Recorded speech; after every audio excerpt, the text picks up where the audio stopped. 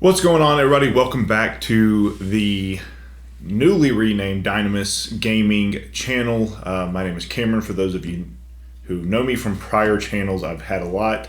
My fitness channel just got deleted. Thank you, YouTube. So I am doing something else that I enjoy doing for now and taking my mind off that frustration, and that's revamping my old gaming channel. It used to be called...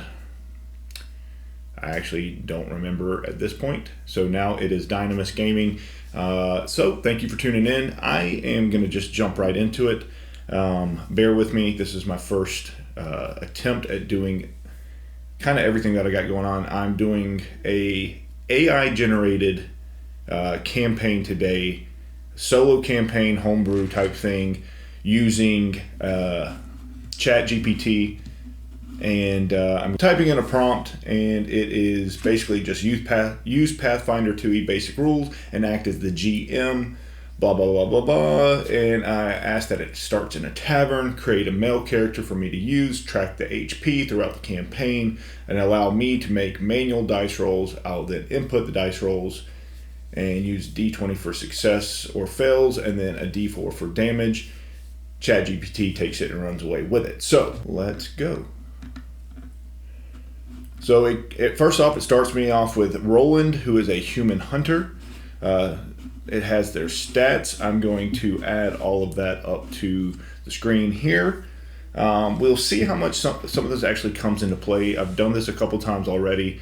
Some of these things we'll see. They don't necessarily specifically state roll for a constitution roll or a dexterity check or whatever like that. It's more just roll a d20 to see if you can do this. So we'll see how it comes in. It starts me off with 20 HP and a 16 armor class longsword with a D8 damage. I like that. It actually is adding in instead of just D4. So we'll see how that works there. Which, by the way, check out my cool dice set here. So these are my current dice that I'll be using. And it's got a couple different attacks, skills, a background, and then the GM says, basically, let's begin.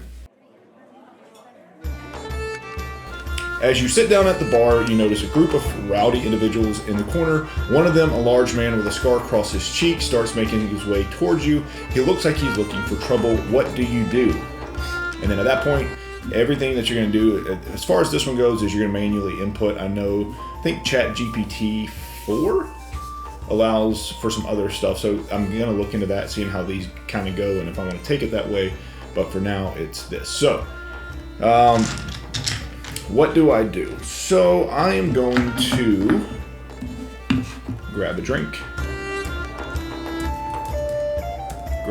keep an eye on the scary man. The man leans in close, his breath heavy with the scent of ale. You look like you think you're tough, he says with a sneer. How about you prove it? I'll challenge you to a duel right here, right now. The other patrons in the tavern start to gather around, eager for some entertainment. I reply, I have no interest in fighting you, though I tighten my grip on my sword hilt under the table, but if you insist, I won't back down. The man's grin widens and he draws a rusty blade from his belt. Good, let's see what you're made of then. Roll for initiative. So, grab my trusty D20, and it's an 11. It didn't show, but just for the sake of keeping it honest, there's an 11.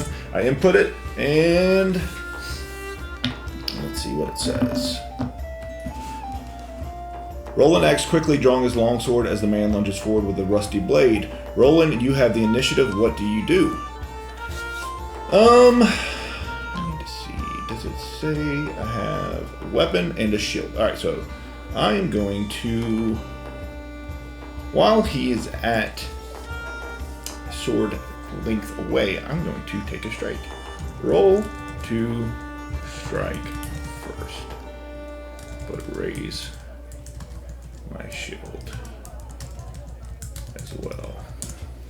So I'm rolling to strike first, and then I raise my shield. So to strike first, you'll roll a d20 and add your attack bonus with a longsword. Now, one thing I do like about this is it adds your attack bonus in based on your strength modifier. and your proficiency bonus. So mine's a +5, and since you're raising your shield, my AC increases by 2, making it 18 for this round.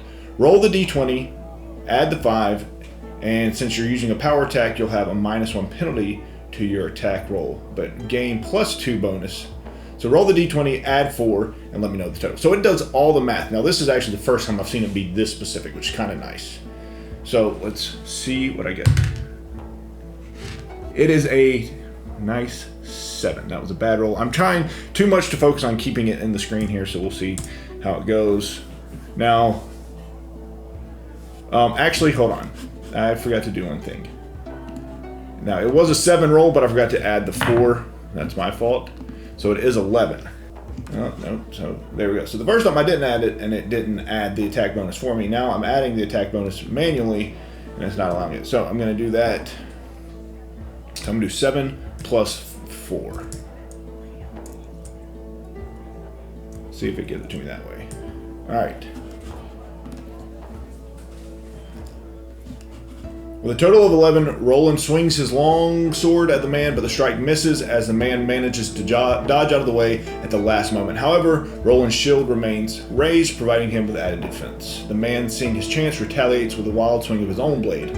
The man swings his rusty blade towards you. Your AC is currently 18. Let's see if he hits. Roll a d20. I rolled a 6. The dice do not love me right now.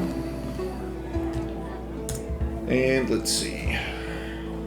The man's swings go wide, his rusty blade barely missing Roland as he steps back. Wow. Clang of metal echoing through the tavern. What is your next move? I am going to try to get around him. Try to maneuver to his weak side and strike again.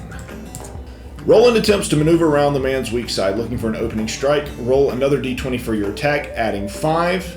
Remember, you still have the -1 from the power attack, so add 4 instead.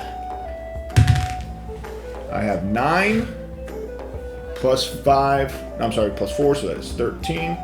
But just for the sake of this, to make sure that the math goes in right, I'm inputting 9 plus 4.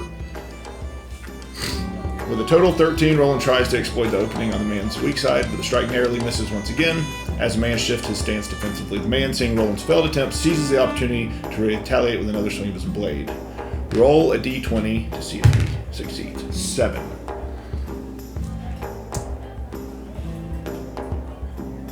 Man's swing is uncoordinated, and Roland easily sidesteps the attack, avoiding any harm. It's my turn again.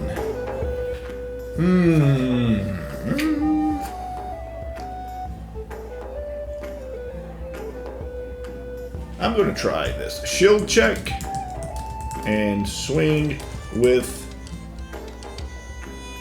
and follow with a sword attack.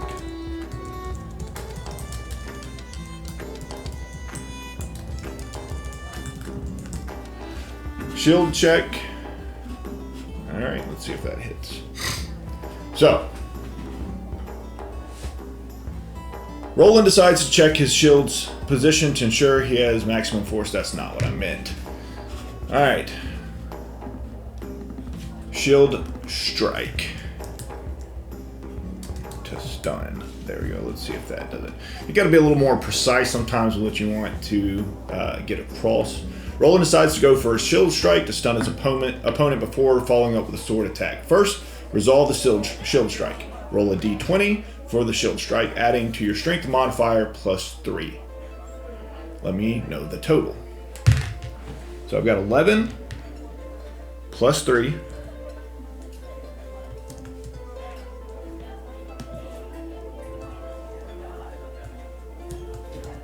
All right, 11 plus 3. Roll another d20, adding 5 to the attack, and let me know the total. I'll get the -1, so add 4 instead. All right, 8 plus 4. I am really not doing well with my longsword.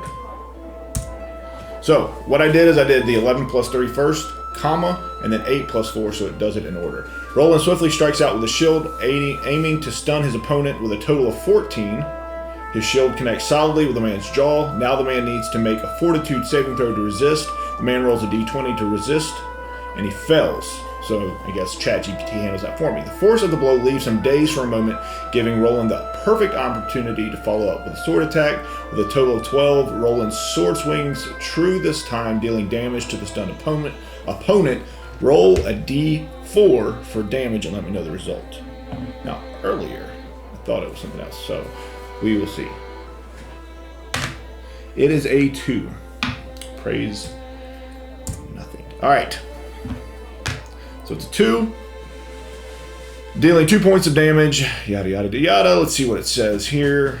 The man staggers backward, clearly feeling the impact of the blow. The man shakes his head, trying to clear the dizziness from the shield strike. He looks a bit disoriented, but still determined to fight. He's now recovering from the stun, swings his blade wildly in retaliation. Roll a d20 to see if he hits. My AC is currently 18. Yep, you should be able to see it. It's 11. The man's wild swing fails to find its mark as Roland manages to deflect the attack with a shield. It's my turn once again. I am going to drop my shield and strike with 2 hands with a 2-handed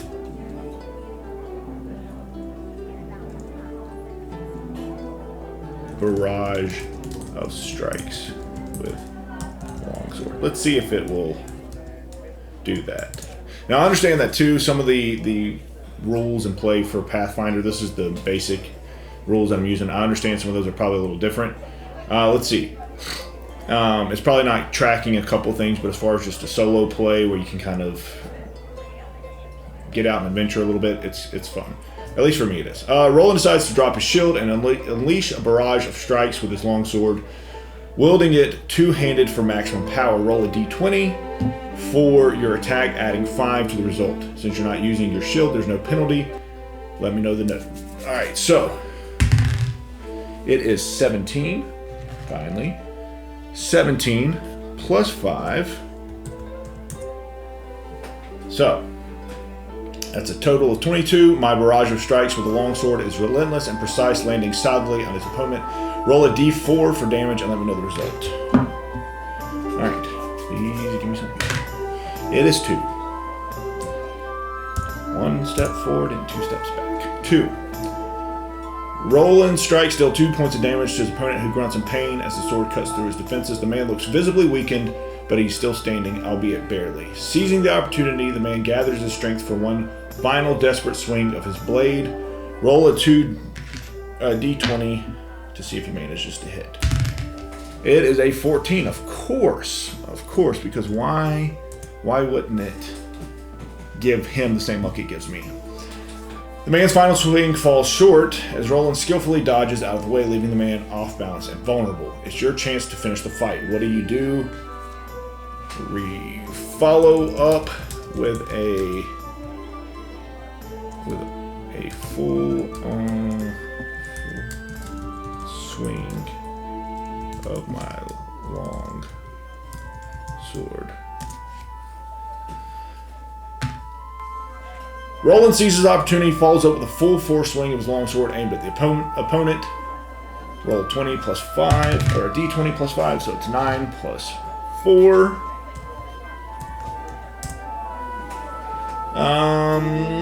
With a total of 13, my swing connects with the man, strikes him squarely, and brings him down with the final blow. Roll d4 for the damage. Probably gonna be 2. Oh, look at there, it's a 4. Of course, my final hopeful blow is a 4. The man collapses to the floor, defeated. Other patrons of the tavern cheer and applaud. With the fight over, Roland takes a moment to catch his breath and assess the situation. Congratulations, you've emerged victorious. What would you like to do? Steal any valuables from the defeated foe. Yeah, see, I don't. I'm on the fence. I'm in a gray area, whether I'm a hero or not. Seizing the opportunity, I quickly search the defeated foe for any valuables. Roll a d20 for investigation to search thoroughly, adding your intelligence modifier, which is 0. So apparently I'm a dummy, but let's see. But it is a 16, so not too shabby. With a total of 16, I search the defeated foe and find a small pouch containing 10 gold coins. You find a pouch containing 10 gold coins on the defeated man. It seems like he wasn't carrying much else. What would you like to do? Grab another drink and wait for a patron to approach me with a quest. So, headed back up at the bar, let's see what happens. Roland, feeling victorious and in need of a well-deserved break, heads back to the bar and orders another drink, keeping an eye out for patrons who might approach him with a quest.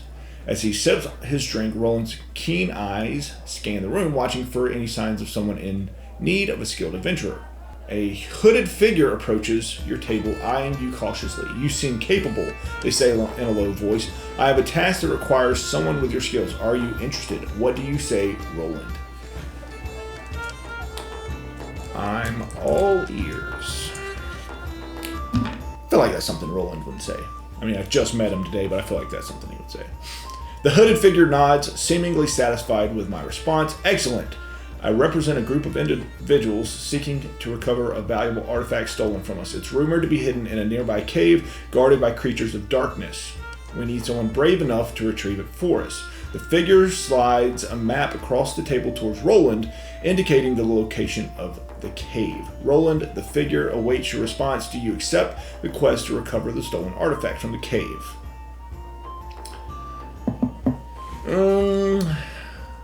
Tell me more about the artifact. I want to know what I'm getting into. I want to know. The hooded figure leans in closer, the voice dropping to a whisper. The artifact we seek is known as the Crown of Shadows. Legend has it was once worn by an ancient king who possessed great power. The crown is said to grant its wearer the ability to manipulate shadows and darkness, wielding them as weapons or shields. They pause for a moment before continuing. However, the crown was stolen from our group by a treacherous thief who seeks to harness its power for their own nefarious purposes. We must retrieve it before it falls into the wrong hands. The hooded figure has provided you with some information. Do you accept? Do I accept? How much will you pay me? The hooded figure hesitates for a moment. We understand the risk involved, and we are willing to compensate you accordingly. Upon successful retrieval, you will be rewarded with a sum of 200 gold coins, as well as any additional treasures you may find within. Do I accept? Buy me another drink and give me 50 gold to get started. Let's see what he says. Buy me another drink and give me 50 gold. The hooded figure nods in agreement, reaches into the cloak, and provides a pouch containing 50 gold coins. Isn't it amazing it just happened to have 50 gold coins? They slide across the table towards Roland. Consider it a down payment, they say before motioning the bartender to bring another drink. Count the coins. Chug the ale and leave. Roland quickly counts the coins to ensure the promised amount and gives a swift nod. Satisfied with both the payment and the drink, he nods to the hooded figure with a sense of determination. I stand from my seat and give a nod of thanks to the bartender before making my way to the tavern, out of the tavern, ready to embark on the quest. As you leave the tavern behind, the cool night air greets you, carrying with it a sense of anticipation and adventure. You head towards the location marked on the map, eager to begin your journey. And with that, we'll leave you as he sets up on his quest. All right, so I think that's a good place to stop as well. Part 2 coming up. So, pros, cons, drop them down below. For me, I think I would like to see, and this is probably just a prompt that I would need to add in as soon as they introduce a character, where they can present me maybe with some more details about the character, some stats, stuff like that, so I know what I'm trying to overcome. Here, it was just kind of like blindly striking at this guy until he was defeated. So I would want something a little bit more along that line. Again, I probably would take next time a little bit more time in filling out a character sheet where I have a little bit more info on him in front of me, or at least do a printout somewhere where I can look at it on the screen. But overall, this is something I've always enjoyed doing and wanted to do more of. But my kids are a little younger, and their attention span's a little short right now, so it's hard to play with them. I haven't found a group online or locally yet, and so this gives me something to do where I can kind of play and do it myself and still get that adventure in. So again, pros, cons that you see or questions that you have, drop them down below. That being said, we're going to end it for this episode and for this round of the campaign. Thanks again for tuning in. We'll see you in the next one. Peace.